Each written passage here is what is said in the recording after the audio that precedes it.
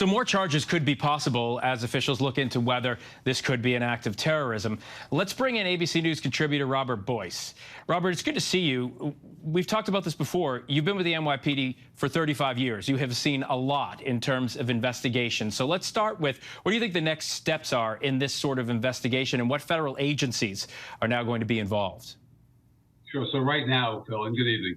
Right now it looks like the Joint Terrorist Task Force has control of the investigation, as they should.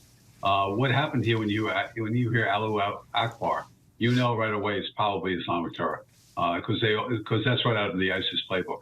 So that means the case is going to go to the Southern District of New York, which is where it belongs. It's a terrorism case, and they'll do the prosecution on it. And it looks like he's made statements already to the police. But this individual, when he held that, and then when they went into his diary, which was on him at the time, more information declaring what his intents were. He did not expect to survive this night. It's as simple as that. He identified police officers to attack, called them enemy of the state. And this is what happened here. Of course, this is our biggest deployment of the year in New Year's Eve. We have the most officers out there. We have all kinds of frozen zones and defined grids. It's not unusual at all to have several thousand police officers working that night. So we haven't had this for a while. It's been 5 years since the last Islamic terrorist attack in New York, and that was in December of 2017. So we've been fortunate. We have other incidents with domestic terrorism. This is back now, and it's still on the internet.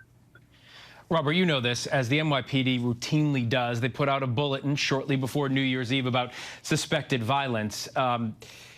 Was this kind of lone wolf thing on that bulletin? I mean, it's the thing we've been worried about, that law enforcement officials have been telling us they're most worried about, and one of the hardest things to prevent is a lone wolf attack. Did they miss anything, or was this suspected in any kind of way? We're always on point for this, and yes, they were told that Islamic terrorism was on the internet, and people are watching it, and there's a lot of new media out there, new media outlets to it. So we understand that, and we're told that. This is a large debriefing, a multi-agency debriefing that goes through it. I sat in them. I know how detailed they are, and we go through the threat level. And that's why we have these frozen zones before you get to the perimeter itself, the grid. So we have a lot of things. We have bag searches, all things going on. He never would have made it into the inner part of that thing. He purposely did attack those police officers because this is where he wanted to do it, right there. And again, he didn't think he was going to survive.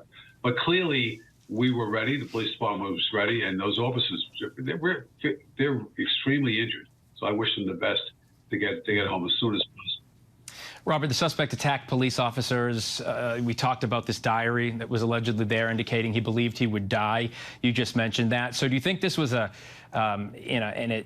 larger attempt at some kind of plot, or was this suicide by cop, as they say? The investigation's obviously going to get into that to see if he was acting alone, right? It is, and you go through his social media. And again, he was spoken to by the FBI. He was put on the Guardians list, as per his mother. She called up about him, and they went and talked to him. He professed no violence towards anybody in the United States at this time. He wanted to leave the country. So we were stopped when you put him on no-fly list. Now, I got to tell you, Phil, there's thousands of these complaints come into the Guardian list, and they're investigated fully by the FBI. And it was a work in progress. It wasn't over. He was on this list, and they were still looking at him. What they'll do is what they would do with going forward is look at his social media, see if he was going to say anything that he was going to hurt somebody. So he wrote this, he memorialized it in his diary and a manifesto, but not, from what I understand, on social media, because at that point, I think we would have moved against him. Robert, just quickly, putting the terror aspect of this attack aside, the NYPD has experienced many attacks over the last year. We've reported on them, some of them deadly. I'm curious what you think the impact of another attack has on the morale of the police force. I mean, one of these officers, I believe, this was his first assignment, a rookie officer. His first night on patrol, from what I understand. And so, yeah, and of course, the other officer who actually shot the individual, it was his first line of patrol, too, from what I understand.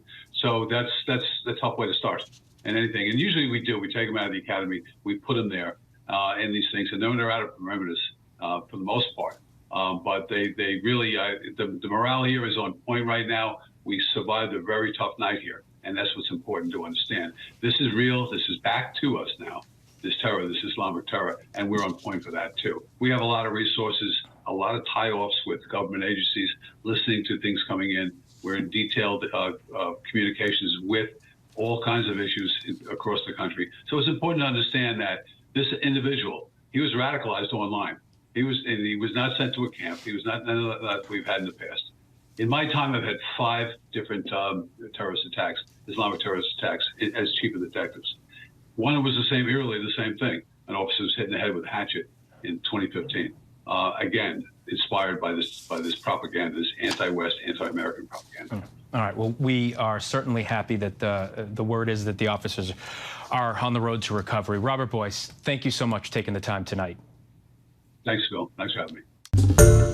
Hi, everyone. George Stephanopoulos here. Thanks for checking out the ABC News YouTube channel. If you'd like to get more videos, show highlights, and watch live event coverage, click on the right over here to subscribe to our channel. And don't forget to download the ABC News app for breaking news alerts. Thanks for watching.